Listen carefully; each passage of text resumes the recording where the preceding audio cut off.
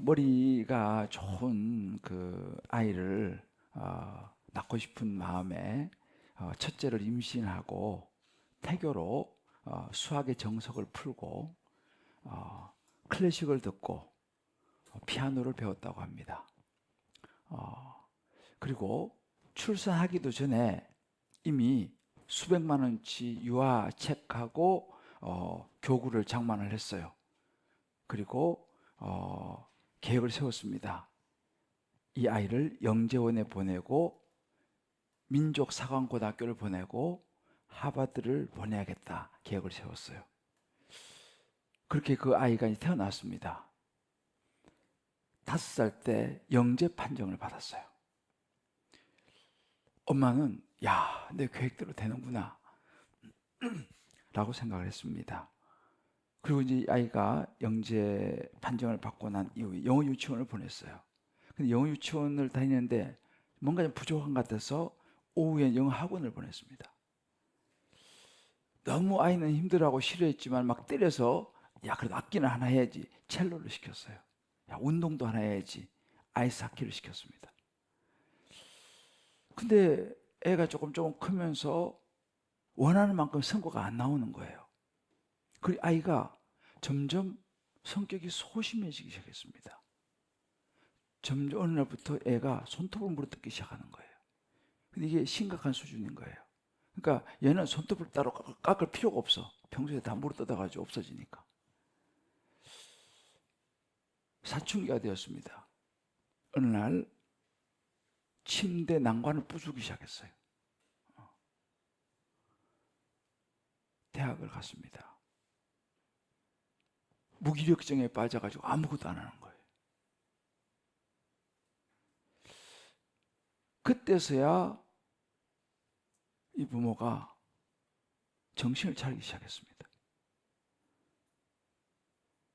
오랜 세월 동안 자녀에게 자신이 입힌 상처를 보게 된 거예요. 회개했습니다. 그리고 말씀 앞에 서서 말씀을 묵상하고 적용하기 시작하면서 이 아들이 군대를 가게 되고 그 과정 속에서 조금씩 회복되고 있다는 그런 간증을 제가 들은 적이 있습니다. 실제입니다. 요즘 아이들은 워낙 조기교육 이렇게 키우다 보니까 부모의 기대가 너무 부담스러운 거예요. 자기에게 이렇게 쏟아부었는데 자기는 힘에 겨운 거죠.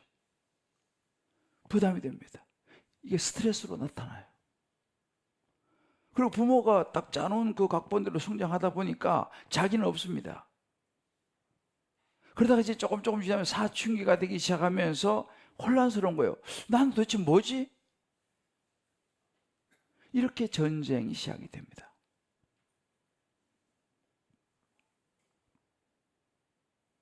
제가 그 20년 이상 런던에서 목회를 하며 살고 있던 한 목사님을 만났습니다. 그런 이야기를 했습니다. 딸을 시집을 보내야 되는데 너무 힘들다는 거예요.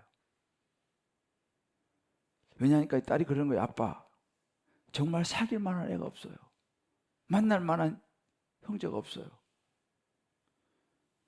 웬만하면 다 술, 담배, 거기다가 마약, 클럽 다니고. 여러분, 오늘날 신실한 배우자를 찾는 교회 청년들의 고민, 이게 우리 현실인지도 몰라요.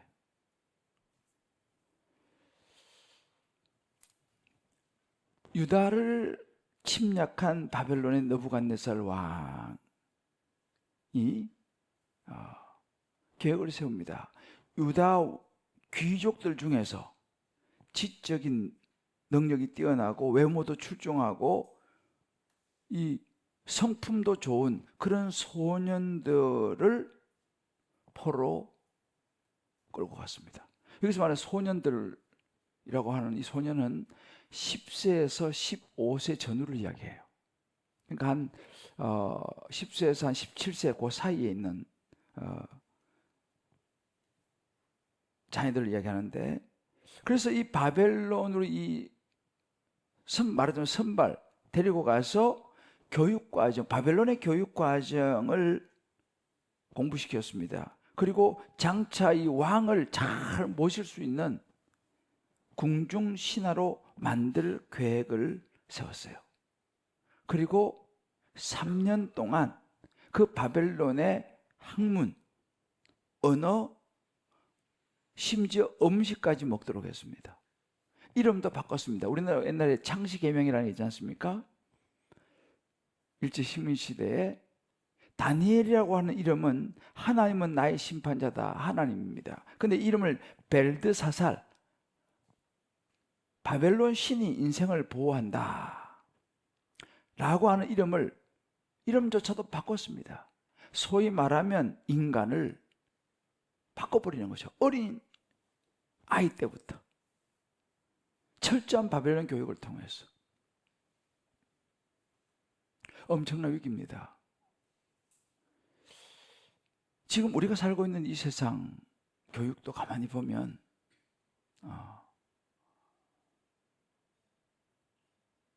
최고의 교육을 추구한다고 하지만 생각보다는 세상의 가치관이 심각합니다. 이 동성애, 그러니까 아이들이, 우리나라도 이제 그렇게 될 가능성이 있는데, 외국 같은 애들은요, 자기 성 정체성이 자라면서 자기가 결정하는 거예요.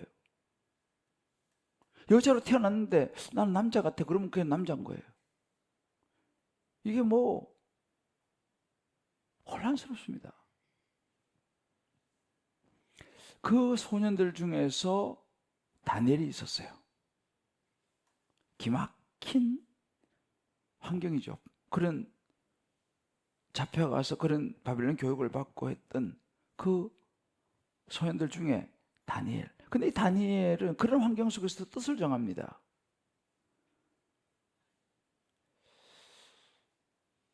오늘 8절을 보면 다니엘은 뜻을 정하여 왕의 음식과 그가 마시는 포도주로 자기를 더럽히지 아니하리라 하고 뜻을 정합니다. 어떤 뜻입니까? 하나님의 말씀과 기준에 어긋나는 행동을 내가 하지 않겠다 라고 하는 뜻을 정하는 거예요. 그리고 실제로 그 프로젝트를 맡아서 진두지휘하고 있는 당시에 그 왕실 고위 관리의 황관장이라고 하면 왕실 고위 관리 프로젝트 총책임자를 찾아가서 이야기를 하는 거예요. 나는 하나님을 믿는 사람으로 이런 음식, 이런 포도주, 우상에 들어진 이런 것은 하나님이 금하시는 거니까 저 이거 좀 안 먹도록 해주십시오. 말도 안 되는 소리죠, 그죠? 근데 하나님께서 그 프로젝트 팀장의 마음을 움직여서 그의 신앙을 지킬 수 있도록 해주는 그것이 오늘 우리가 읽은 본문입니다. 자, 여러분, 어떻게 부모도 없는 힘든 환경에서 스스로 하나님 앞에서 뜻을 정하고 실행에 옮기는 믿음을 지키는 청년이 될 수 있었을까? 나중에 이제 총리까지 됩니다, 바벨론에서. 그러면서 이제 이 큰 일들을 하나님을 위해서 하게 되는데 어떻게 그렇게 하나님 위해서 크게 쓰임받을 수 있었을까라고 하는 것입니다. 오늘 본문 우리 성경은 우리에게 그것을 가르쳐줘요. 그래서 저는 이제 오늘 우리가 다음 세대 예배 드리면서 이 부분에서 정말 진지하게 생각할 필요가 있어요.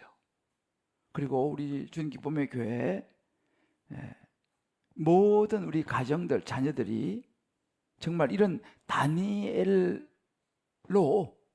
우리 자녀들이 양육되어질 수 있게 되시기를 주의 이름으로 축복합니다. 자, 그러면 어떻게 이것이 가능했냐라는 것입니다. 그 첫 번째는 뭐냐면 다니엘을 양육한 부모가 있었어요. 부모. 작년 3월 15일 날 목회 데이트 연구소에서 개신교인의 신앙 개성 실태를 조사했습니다. 이런 질문을 던졌습니다. 자녀를 신앙으로 양육하는데 가장 큰 걸림돌은 무엇이라고 생각하십니까? 라는 질문을 했어요. 그 질문에 26%, 가장 많은 숫자죠. 부모인 나의 신앙이 확고하지 않아서 26%였습니다. 보이세요? 저거를 좀 크게, 그냥 난 안 보게 되니까 크게 띄워줘 보세요. 자녀를 신앙으로 양육하는 데 가장 큰 걸림돌, 첫 번째가 부모인 나의 신앙이 확고하지 않아서 26%예요. 그 다음에 두 번째, 각자 너무 바빠 시간이 없어서 21%. 세 번째, 자녀의 학업이나 일이 우선이어서 16%. 그리고 자녀가 신앙을 받아들이려 하지 않아서 13%. 이것이 오늘날 우리의 현 주소입니다. 자, 부모에게 물었습니다.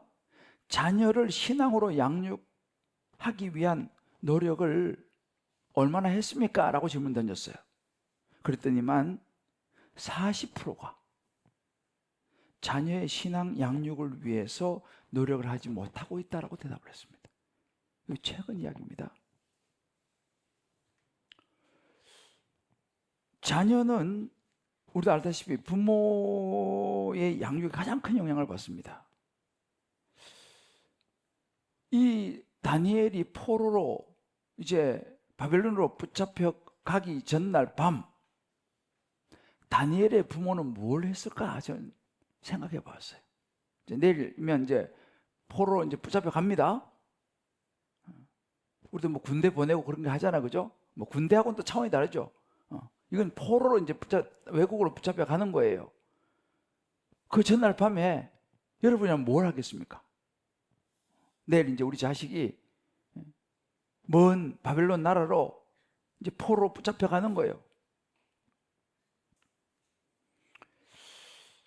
다니엘의 부모는 아마도 당시의 모든 신실한 하나님을 믿는 유대인들은요, 쉐마 이스라엘, 그들이 가지고 있었던 유대인의 신앙 고백의 핵심이 뭐냐? 이름들이 쉐마 이스라엘, 들으라 이스라엘아 라고 하는 신앙 고백의 핵심을 그들은 항상 가르치고 붙잡았습니다. 제가 전에 얘기했죠. 유대인들이 이렇게 머리에 조그마한 모자 쓰고 다니는 거 있잖아요. 거기 안에 이 신명기 6장 5절 말씀이 들어있어요.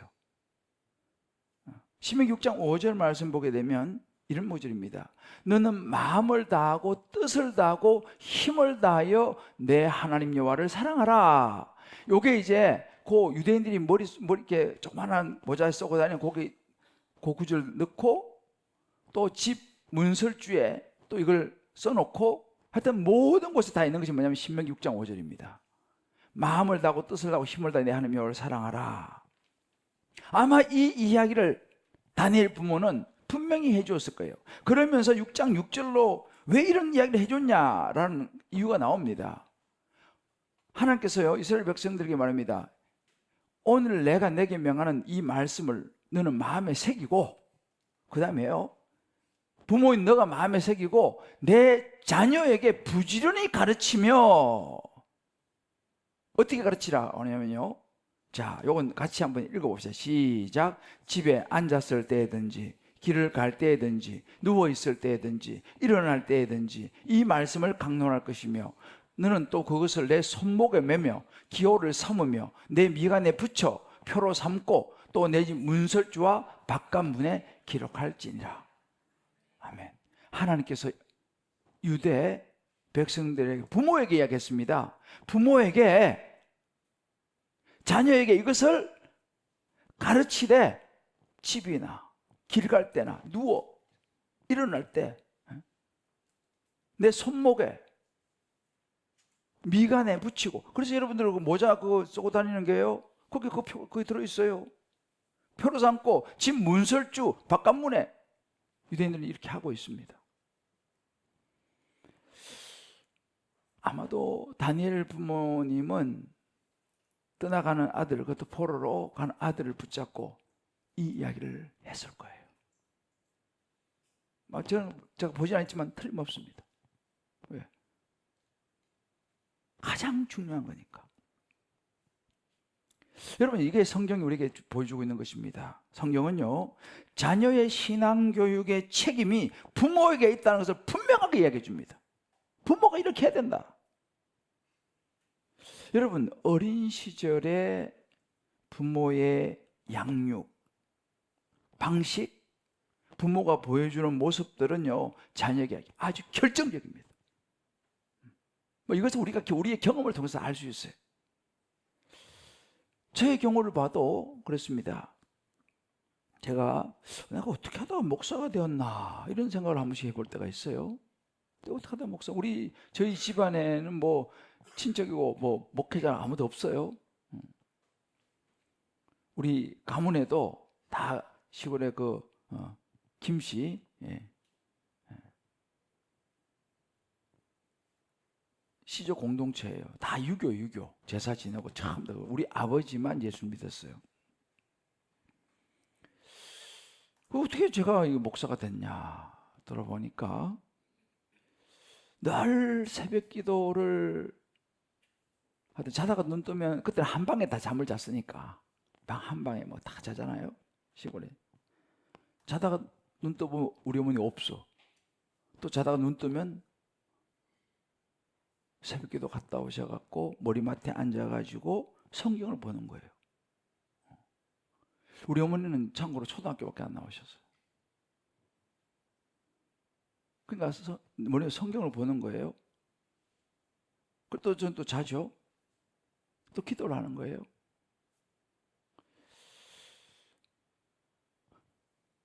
그 어머니가 제 마음 구석에 늘 있어요. 제가 자라나면서 어떤 갈등과 고민의 시간이 있었죠. 그때는 그게 뭔지 모르지만 요즘으로 보면 그게 사춘기였던 것 같아요. 그럼에도 불구하고 제가 삐뚤어질 수가 없었어요.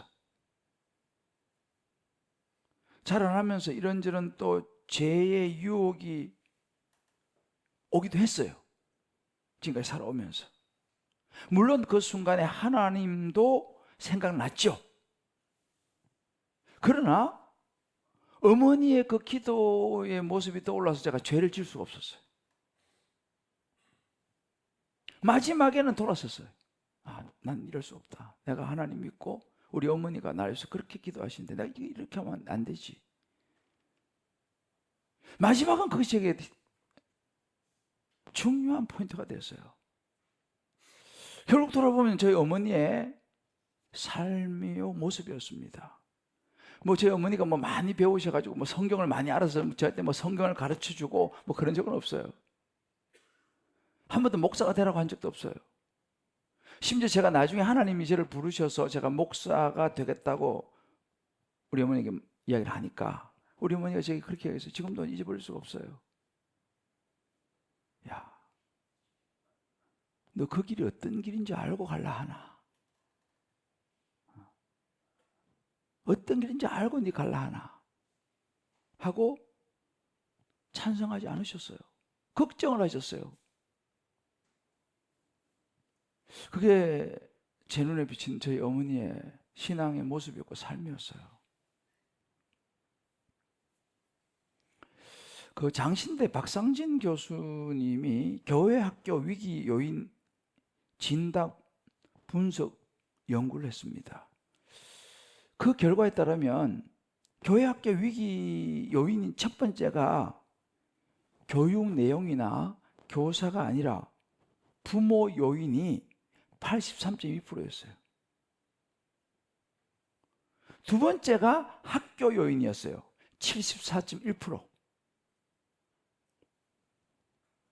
이 박상진 교수님이 이런 이야기를 했습니다.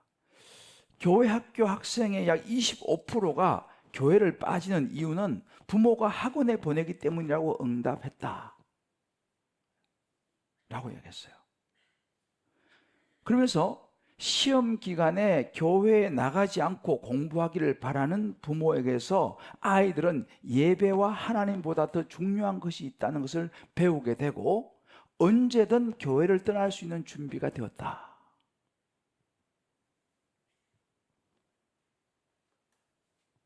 굉장히 예리한 저는 분석이라고 생각합니다.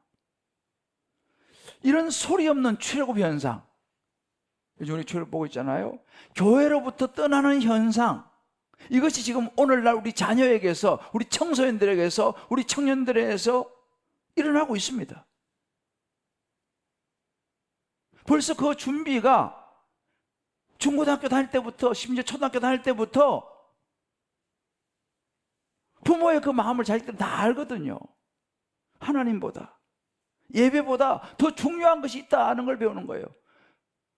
학원 가서 내가 점수 조금 더 잘 받으면 우리 부모는 교회 가서 예배 드리는 것보다 훨씬 나를 좋아하고 맛있는 거 사준다는 건 생각을 은연중에 한다 이 말입니다. 교회를 떠날 준비를 이미 그때부터 시작된다는 거예요.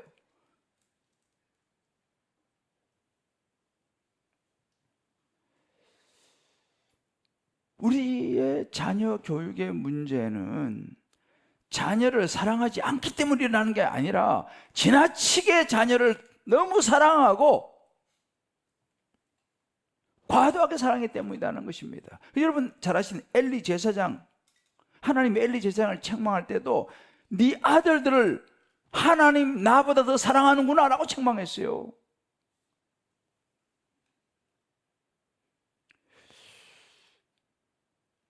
교회 안에도 우리가 예수 믿고 신앙생활을 함에도 불구하고 은근히 들어와 있는 세상의 가치관, 신앙보다는 좋은 성적이 우선시되는 이 분위기, 저도 자식을 둘 얻고 키우고 있는 부모로서 정말 쉽지 않다는 건 저도 인정합니다.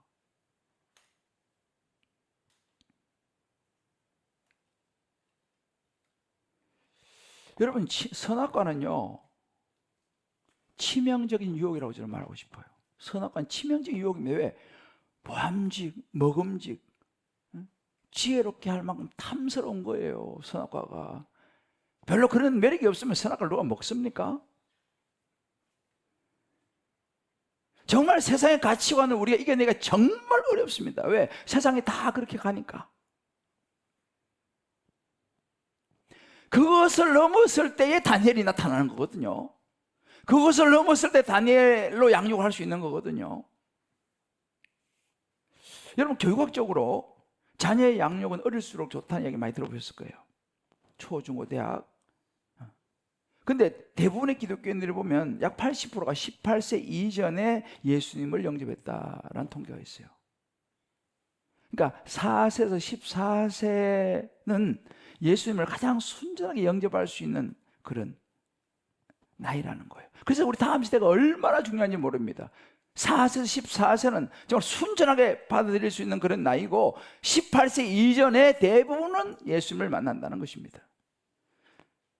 그러면 무슨 얘기입니까? 우리가 우리 자녀들을 적어도 14세 이전, 18세 이전에 올바른 양육을 해주고 하나님 만나게 도와주고 성경적인 교육을 해줘야 한다는 것입니다. 그래야지 다니엘이 되고 다니엘로 양육될 수 있다. 그래야지 하나님 나라에 희망이 있다. 여러분 우리가 태교할 때부터 수학 정석 풀어줄 그 정성이면 정말 세상의 그런 정보와 지식과 학원과 이런 것을 알아보는 10분의 1만 하나님을 가르치고 하나님을 아는 여기에 투자한다면 어떻게 되겠습니까?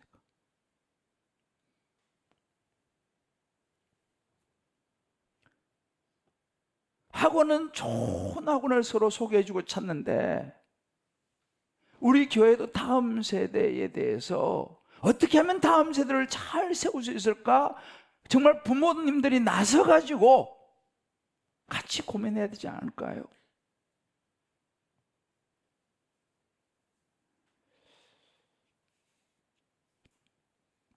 저는 요즘 다음 세대에 대해서 굉장히 심각하게 정말 고민하고 있어요.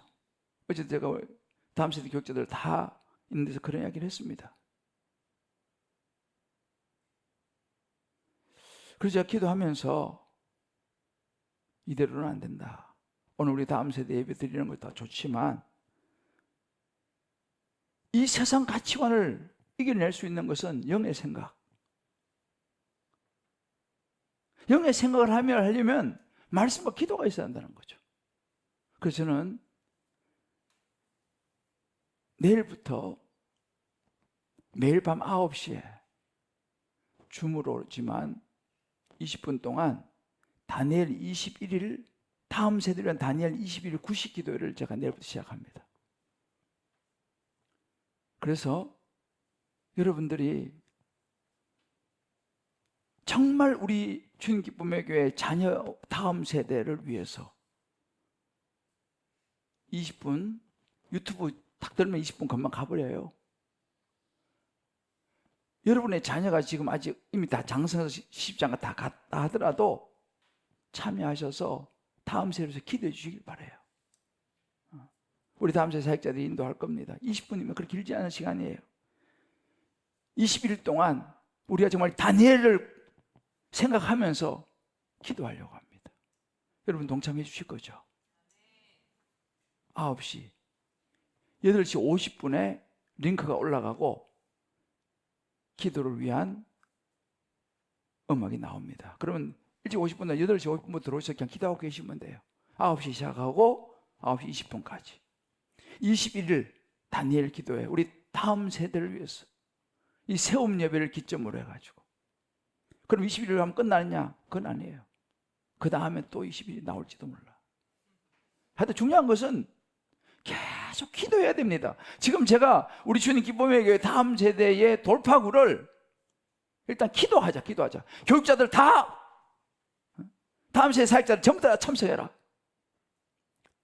어디서든지 9시에 들어올 수 있지 않냐.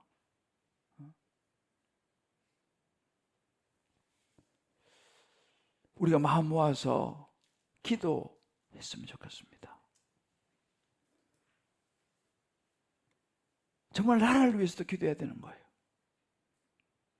그래서 제가 기도하면서 아까 광고 나왔습니다만 내일하고 모레 이틀은 왜? 교육이 바로 서려면 지도자가 바로 서야 되는 거예요. 좋은 지도자가 있어야지 좋은 교육이 나올 게 아니겠습니까? 그래서 내일 새벽하고 모레하고 저는요 우리 주님 기쁨의 교회 모든 성도님들이 다른 날은 몰라도 내일하고 모레 이틀 새벽기도 6시입니다. 6시 전 다 나오시길 바라요. 정말 나라를 위해서 기도해야 됩니다. 나라를 위해서 기도해야 됩니다. 다 나오셔서 6시부터 하여튼 제가 간단하게 말씀을 전하고 진짜 나라를 위해서 기도하려고 그래요. 다 나오시기 바라요. 나라를 위해서 기도해야 됩니다. 자녀를 위해서 기도해야 됩니다. 땅을 가지고 그냥 안 된다니까요. 한번 적용해 보십시다. 요즘 내가 자녀에게 가장 자주 하는 말은 무엇입니까? 자녀를 위해 날마다 축복하며 기도하십니까? 자녀가 예수님과 관계를 맺고 예수님을 사랑하는 아이가 되기를 원하십니까? 혹시 자신도 모르게 좋은 성적, 좋은 학교, 좋은 직장, 좋은 배우자 이런 세상적인 성공을 먼저 말하고 있지는 않은지 한번 여러분 다락방에서 한번 나눠보시고 각자도 한번 말씀 앞에 서보시길 바라요. 두 번째는 뜻을 정한 다니엘의 결심이 있었습니다. 다니엘이 부모의 양육으로 자랐지만 실제적으로 현장에서 그것을 감당하는 것은 다니엘 자신의 믿음이었어요. 부모가 대신 따라갈 수는 없잖아요. 바벨론에 포로 잡혀가서 한 그의 행동은 부모가 대신할 수 없는 행동이었습니다. 어떻게 그것이 가능했냐는 거죠. 아까 얘기했죠. 일단은 그렇게 양육한 부모가 있었고, 두 번째는 뜻을 정한 다니엘 자신의 결심이 있었어요. 오늘 2부, 3부 때 우리 아이들에게 이야기 꼭 해줄 거예요. 1부 때는 자녀가 별로 없지만은 굉장히 중요한 부분입니다. 여러분 잘 아시는 성공하는 기업들의 8가지 습관이라고 유명한 그 책을 쓴 짐 콜린스라는 사람이 있습니다. 짐 콜린스가 이런 질문을 던져요. 올림픽 우승팀과 고등학교 대표팀은 어떤 차이가 있을까? 그런 대답을 합니다. 이제 띄워주세요. 비전이 조직이나 개인의 탁월함을 달성할 수 있게 한다 그랬어요. 비전이. 그러면서 이런 얘기를 합니다. 올림픽 우승팀에게는 세계를 향한 우승이라는 분명한 비전과 목표가 있었습니다. 고등학교 교실에는 성실이라는 거품처럼 그저 열심히 하지 않은 것이었습니다. 이게 올림픽 우승팀하고 고등학교 대표팀의 차이라는 거죠. 비전의 차이라는 것입니다. 그러니까 성공하는 기업의 특징이 뭐냐? 그런 성공하는 기업을 보니까 분명한 기업 철학, 핵심 가치, 분명한 비전이 있더라는 거예요. 성공한 사람은 동일하더라는 것입니다. 자기 내면에 분명한 핵심 가치, 엄정한 원칙 있다는 연구 결과예요. 바른 목적의 중요성입니다. 이런 얘기 있습니다. 재능이 없어 실패하는 사람보다 목적이 없어서 실패하는 사람이 더 많다는 거예요. 요즘 웬만하면 다 재능이 있습니다. 그러나 목적이 없어서 실패하는 거예요. 다니엘이 그랬습니다. 8절을 보게 되면 다니엘은 뜻을 정하여 왕의 음식과 그가 마시는 포도주로 자기를 더럽히지 아니하리라 하고, 자기를 더럽히지 아니하도록 환관장에게 구했다 그랬습니다. 제가 앞에 말씀드렸죠. 그가 마시는 포도주, 난 더럽히지 않을 거야 라는 결심을 했습니다. 그러고 나서 자기를 더럽히지 아니하도록 그 프로젝트 총책임자를 찾아가서 이야기했습니다. 무슨 이야기입니까? 나는 먼저 하나님의 기준에 맞게 살 것이다 라는 뜻을 정하고, 위험하고 심지어 왕따가 될 수도 있는 상황이지만 프로젝트 책임자를 찾아가서 이야기하는 거예요. 다니엘이 이렇게 행동하는 소년이었습니다. 행동입니다. 왜요? 분명한 비전이 있었어요. 나는 하나님의 기준에 맞게 나는 살 것이다. 이건 다니엘의 몫이에요. 부모가 대신해 줄 수 없어요. 그때 하나님이 도우시죠. 9절에 보면 호의와 동정을 받도록 해주셨다 했어요. 여러분, 성경에 그런 인물들이 여러 나옵니다.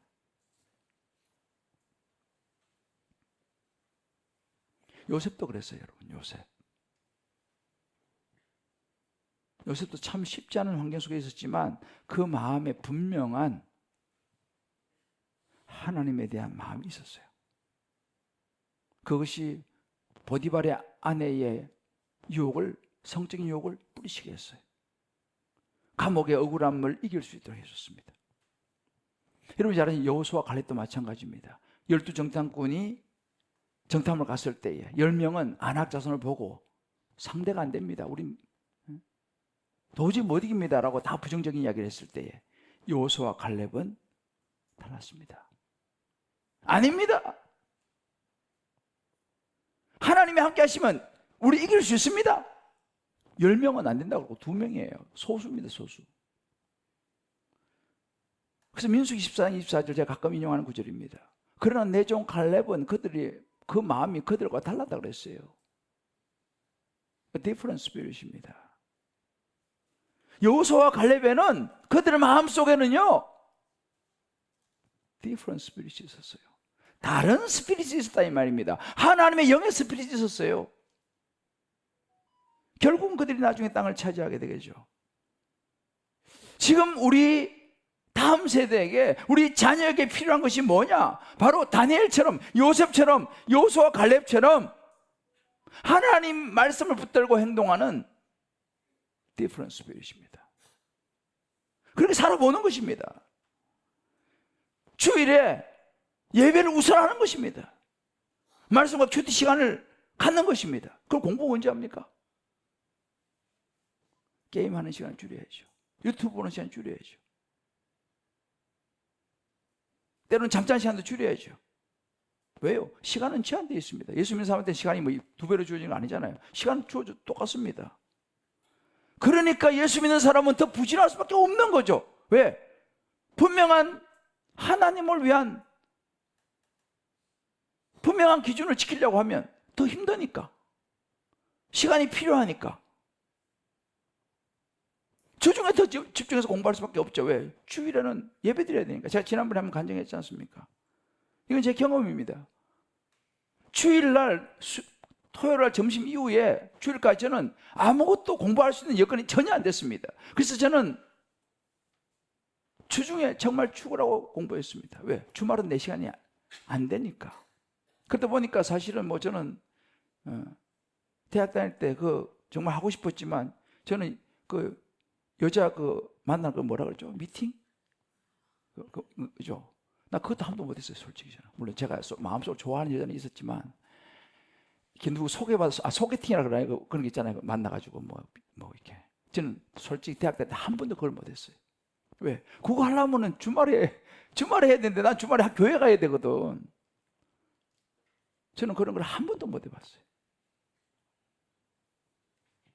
그래도 지금 좋은 여자 만나 잘 살고 있습니다. 그거 한 번도 못 해도 할렐루야. 아멘 하신 분에게 축복이 있기를. 누구는 선을 100번을 봤다나 그런 분도 계시더라고.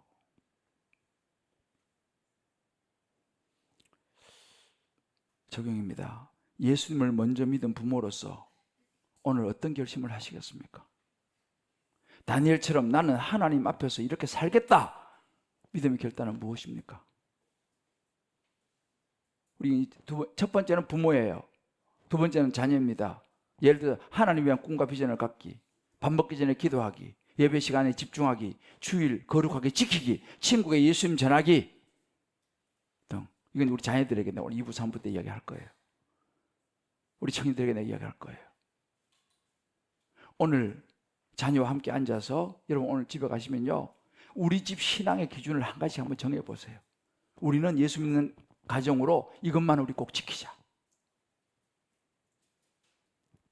사랑하는 성도 여러분, 쉽지 않습니다. 저도 예외는 아니죠. 그렇지만 우리 하나님 나라를 위해서 우리 자녀들을 한번 다니엘로 양육하기 한번 결단해 볼 수 있으면 좋겠습니다. 세상에 많은 투자하잖아요. 여러분 열심히 돈 벌어서 애들 학원 보내시잖아요. 그러면 영적인 거라도 투자하셔야 된다니까요.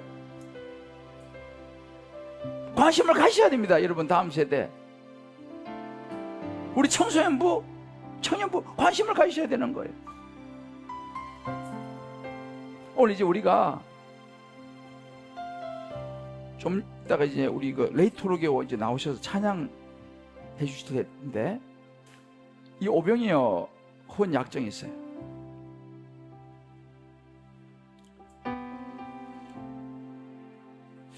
우리가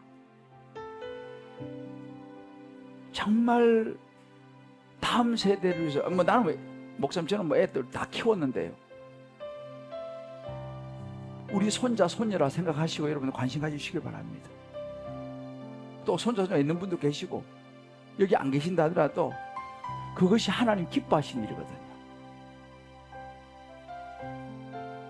교사로도 좀 많이 지원해 주세요. 지금 영어 예배도 교사가 지금 2명밖에 없다요. 영어 예배가 여기 4층으로 이제 옮겨옵니다. 영어 예배 여기 4층으로 옮겨와서 영어 예배를 시작합니다. 우리 세라 전사가 되게 잘해요. 그 세라 전사 저한테 부탁했어요. 영어 못해도 되니까 교사 좀 아무나 지원해 달라고 그래요. 영어 못해도 상관없대요. 영어는 자기가 하면 된대. 그러니까 오기만 해도 된대요. 영어 예배 특별히 저기 부탁을 했어요. 꼭 교사가 아니더라도 다양한 섬김이 있습니다. 아니 여러분들 다니엘 90기도에 21일 결단하시고 기도에 동참해 주는 것도 큰 중요한 거예요.